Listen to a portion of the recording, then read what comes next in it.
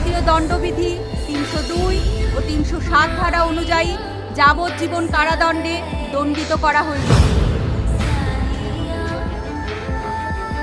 না, এটা হতে পারে না।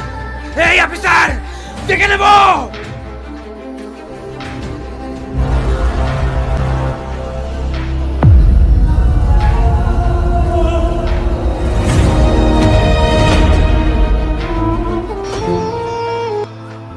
আপনার মেয়ের খুনকে আমি উপযুক্ত শাস্তি দেব।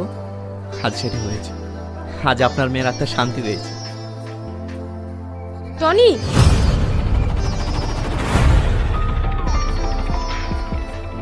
আজ তুমি খুব খুশি না?